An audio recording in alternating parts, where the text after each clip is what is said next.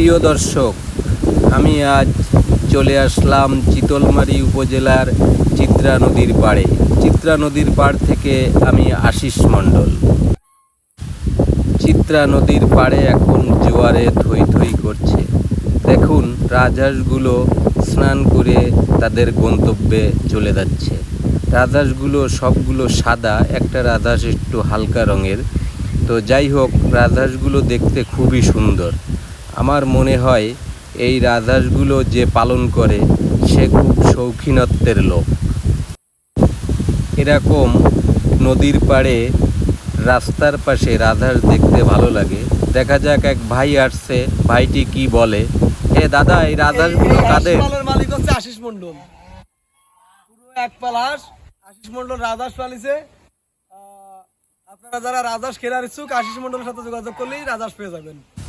প্রিয় দর্শক, এই দাদা আমাকে চেনে, সেই জন্য দাদা একটু রসিকতা করে বলল যে হাঁসগুলো আশিস মণ্ডলের, আমার নামই বলল। যাই হোক, হাঁসগুলো হচ্ছে বিভাস সরকারের, আমি যতটুকু জানতে পারলাম। প্রিয় দর্শক, নদীর পাড়ের রাস্তা দিয়ে দেখেন ছেলে মেয়েরা কি করে বেড়াচ্ছে। এক দল ছেলে মেয়ে, দেখেন এরা ঘোরাঘুরি করছে, ছোটাছুটি করছে, কি ভালো লাগছে। মনে পড়লো সেই আমাদের ছোট্টবেলার কথা, ঠিক এরকমই আমরা করতাম। দেখেন এখানেও একটা বাচ্চা, সে তার মনের ইচ্ছা মতো কী করছে সেই জানে। প্রিয় দর্শক, আর একটা কথা না বললেই নয়। দেখেন এখানে মনে হচ্ছে যেন আমি চিত্রা নদীর পাড় পেরিয়ে চলে আসলাম সেই সুদূর সেন্ট মার্টিনে। আসলে না, সেন্ট মার্টিনে আমি আসিই নাই, আমি চিত্রা নদীর পাড়েই আছি।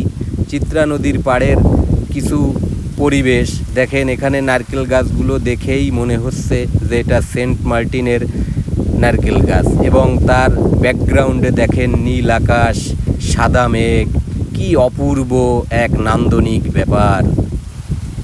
প্রিয় দর্শক, শুধু নান্দনিক নয়, আমার কাছে মনে হচ্ছে এটা দার্শনিকও। দেখেন আকাশের নীল এবং নারকেল গাছের পাতায় কি এলোমেলো একটা ব্যাপার। প্রিয় দর্শক, আজ বিকেলটা খুব মধুময়। এই মধুময়ের দিনে কার কার ভালো লাগছে আমাকে একটু জানাবেন। প্রিয় দর্শক, আরও একটা কথা, এই যে আমরা চিত্রা নদীর পাড় থেকে সরাসরি ভিডিও আপনাদের দেখাচ্ছি, এখানে কিন্তু আরও একটা ঘটনা আছে। এই চিত্রা নদীর পাড়ে গড়ে উঠেছে মিনি সুন্দরবন। চিতলমারী উপজেলার কড়িয়া গ্রামের পাশে এই চিত্রা নদী, আর এই চিত্রা নদীর পাশে মিনি সুন্দরবন। মিনি সুন্দরবনের পাশে চিত্রা নদী, চিত্রা নদীর পাশে গ্রাম, আর সেই গ্রামের প্রাকৃতিক মধুময়, নান্দনিক এবং দার্শনিক ভিডিও চিত্র আপনারা দেখতে থাকুন। কি অপূর্ব না লাগছে। ঘের, মাছের ঘেরের ঘর ছোট্ট, পাশে ঘেরের পাড়ে নারকেল গাছ, বিভিন্ন প্রকৃতিতে ঘেরা চারিপাশ, আর তার পিছনে আছে নীল আকাশ, সাদা মেঘ, হালকা ধূসর কালো মেঘ, কি অপূর্ব।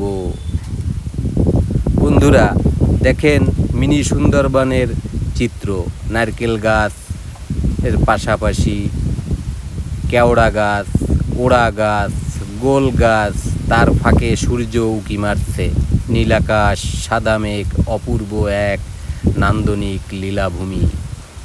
প্রিয় দর্শক, দেখেন নদীর পাড়ের রাস্তা ভাঙ্গন লাগছে, পাশে ঘর বাড়ি, গাছপালা, আরও অনেক কিছু। দেখেন গাছগুলো দেখতে কত সুন্দর, সবুজ গাছ, সবুজ প্রকৃতি আমাদের কতই না উৎসাহ দেয়। ও কি অপূর্ব, দারুণ লাগছে। দর্শক, এটা সরাসরি না দেখলে কেউ বুঝবেন না। চিত্রা নদীর পাড়ে অবস্থিত। দেখেন এই সামান্য বাদাম গাছটি কত সুন্দর লাগছে। সবথেকে বেশি ভালো লাগছে বাদাম গাছের পিছনের নীল আকাশ, নারকেল গাছ, আহ কি অপূর্ব। দেখেন নদীর পাড়ের রাস্তার পাশের ঘর, সেখানে আছে ছোট ছোট কাঠের ঘর, সেই কাঠের ঘরের পাশে লাউ গাছ উঠেছে। প্রিয় দর্শক, এখানের গৃহিণীরা মনে হয় খুব কর্মব্যস্ততার ভিতরে থাকে। দেখেন পেঁপে গাছ কত সুন্দর, তার পাশে আছে গরুর গোয়াল। দেখেন চিত্রা নদীর পাড়ের রাস্তার পাশের গোয়ালে গরু। আহ, কি অপূর্ব গ্রাম। প্রিয় দর্শক, যারা আমার ভিডিও দেখছেন তাদেরকে স্বাগতম জানাই। আপনারা ছুটির দিনে বা অবসর সময়ে এই চিত্রা নদীর পাড়ে ঘুরতে আসবেন। শুধু চিত্রা নদীর পাড় নয়, এর পাশে আছে, যদিও আমি ভিডিওয় দেখাতে পারছি না, চিত্রা নদীর পাড়ে গোদারা সুলুইস গেট নামের এক জায়গায়, সেখানে আছে ইকো পার্ক। আপনারা পার্কে এসে পার্কের প্রাকৃতিক দৃশ্য উপভোগ করতে পারেন। দর্শক বন্ধুরা, সন্ধ্যা নেমে আসছে, তাই এখন আর চিত্রা নদীর পাড়ে থাকা সম্ভব নয়। বিকাল গড়িয়ে সন্ধ্যা আগত। প্রিয় দর্শক, দেখেন মেঘ কালো হয়ে যাচ্ছে, আকাশও কালো হয়ে যাচ্ছে। কিছুক্ষণ আগে সাদা মেঘ ছিল, এখন দেখেন কালো মেঘ। আস্তে আস্তে সন্ধ্যা নেমে আসছে, সূর্য লাল হয়ে গাছের নিচ দিয়ে নেমে যাওয়ার চিন্তা ভাবনা নিচ্ছে। দর্শকবৃন্দুরা, আজ বিদায়। ধন্যবাদ সবাইকে, শুভকামনা।